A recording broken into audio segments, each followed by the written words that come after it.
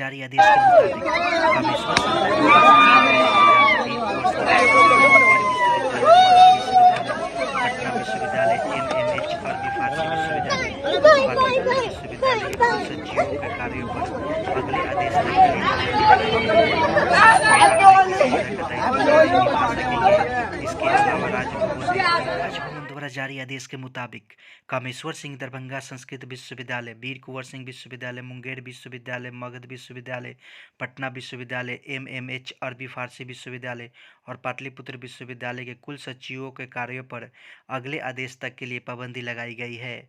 इस दौरान वे किसी तरह का दायित्व भी नहीं निभा सकेंगे। इसके अलावा राजभवन ने तिलका मांझी विश्वविद्यालय के वित्तीय परामर्शी और वित्त पदाधिकारी के कार्यों पर भी तत्काल प्रभाव से पाबंदी लगाई है। वित्त मंत्रालय ने क्रिप्टो करेंसी और अन्य आभासी डिजिटल संपत्ति व्यापार को अपने दायरे में लाकर एंटी मनी लॉन्ड्रिंग कानून में बदलाव किया है।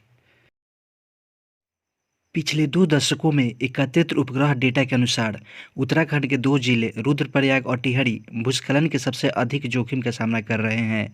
भारतीय अंतरिक्ष अनुसंधान संगठन इसरो द्वारा एकत्र किए गए आंकड़ों ने उजागर किया है कि रुद्रप्रयाग और टिहरी गढ़वाल में भूस्खलन की सबसे अधिक खतरा है। पिछले 20 वर्षों में सबसे अधिक भूस्खलन की घटनाएं देखी गई है। जम्मू और कश्मीर बिहार डोडा क्षेत्र में सेना ने सबसे ऊंचा प्रतिष्ठित राष्ट्रीय बैनर खड़ा किया है। डोडा जिले में सबसे ऊंचा तिरंगा, जिसे 100 फुट के खंभे पर खड़ा किया गया है, major general Ajay Kumar, DOC delta force commander 9 sector RR brigadier द्वारा फहराया गया है। रामचंद्र पौडेल को नेपाल के नए राष्ट्रपति के रूप में सेवा के लिए चुना गया है। नेपाली चुनाव आयोग के अनुसार उन्हें 33,800 चुनावी वोट मिले, जबकि उनके प्रतिद्वंदी सुभाष चंद्र नेबुग्वांग को 15,500 वोट मिले। रामचंद्र पौडेल को प्रांतीय विधानसभाओं के 352 सदस्यों और सांसद के 214 सदस्यों के वोट मिले। शाह वंश ने नेपाल राज्य का निर्माण किया। नेपाल के प्रधानमंत्री पुष्पकमल दाहाल हैं और राजधानी इसके काठमांडू और यहाँ की मुद्रा नेपाली रुपया है। कोलंबिया ने 25 वर्षों में पहली बार महिलाओं के लिए सैन्य सेवा खोली है। फरवरी के महीने में कोलंबिया की सेना में 1296 महिलाओं के जत्थे को भर्ती किया गया है। उप मुख्यमंत्री देवेंद्र फडणवीस ने महाराष्ट्र विधान परिषद को सूचित किया कि राज्य सभी समूहों के महिलाओं के मुद्दों पर विचार करके महिलाओं को अधिक अवसर देने के लिए चौथी महिला नीति पेश करेगा। अंतर्राष्ट्रीय महिला दिवस के अवसर पर विधान परिषद के उपाध्यक्ष नीलम गोहरे ने सभी क्षेत्रों के महिलाओं को सम्मान और गरिमापूर्ण पद प्रदान करने का प्रस्ताव रखा।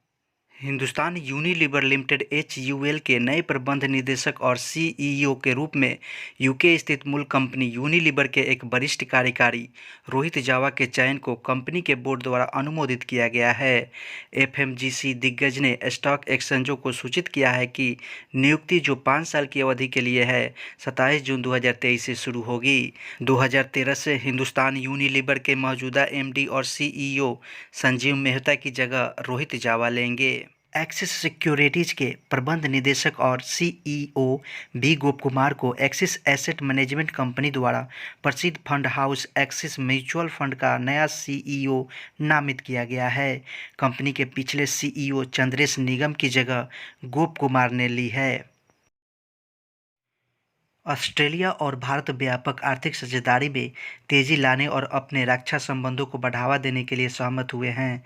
ऑस्ट्रेलियाई प्रधानमंत्री एंथनी अल्बनीज़ ने नई दिल्ली में कहा कि पिछले साल दोनों देशों ने आर्थिक सहयोग और व्यापार समझौते नामक एक मुक्त व्यापार समझौते पर हस्ताक्षर किए, जो 1 दशक में किसी विकसित देश के साथ भारत द्वारा हस्ताक्षरित पहला समझौता था। पंजाब नेशनल बैंक देश के सार्वजनिक क्षेत्र के बैंक और सेंट्रल वेयरहाउसिंग कॉरपोरेशन ने ENWR electronic negotiable warehousing receipt के तहत वित्त पोषण की सुविधा के लिए एक समझौता ज्ञापन पर हस्ताक्षर किए हैं।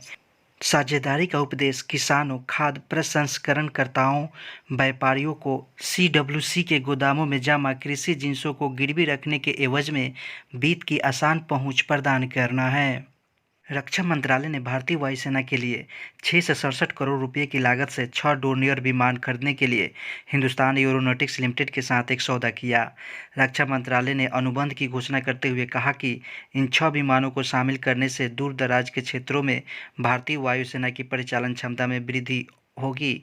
मार्ग परिवहन, भूमिकाओं और संचार कर्तव्यों के लिए आईएएफ द्वारा विमान का उपयोग किया गया था। इसके बाद इसका उपयोग भारतीय वायुसेना के परिवहन पायलटों के परीक्षण के लिए भी किया गया है। भारत के उपराष्ट्रपति जगदीप धनखड़ ने Mundakopanishad the gateway to eternity पुस्तक के विमोचन की घोषणा की। पूर्व सांसद सदस्य डॉक्टर कर्ण सिंह ने नई दिल्ली में उपराष्ट्रपति निवास में पुस्तक लिखी।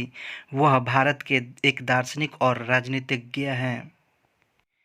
एम.आर. कुमार का कार्यकाल समाप्त होने के बाद 3 महीने के लिए सिद्धार्थ मोहंती को एलआईसी के अंतरिम अध्यक्ष के रूप में नियुक्त किया गया।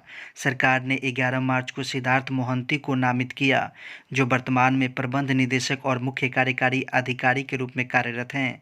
14 मार्च से भारतीय जीवन बीमा निगम एलआईसी के अंतरिम अध्यक्ष के रूप में कार्यरत हैं। मोहंती 3 महीने की अवधि के लिए इस पद पर बने रहेंगे।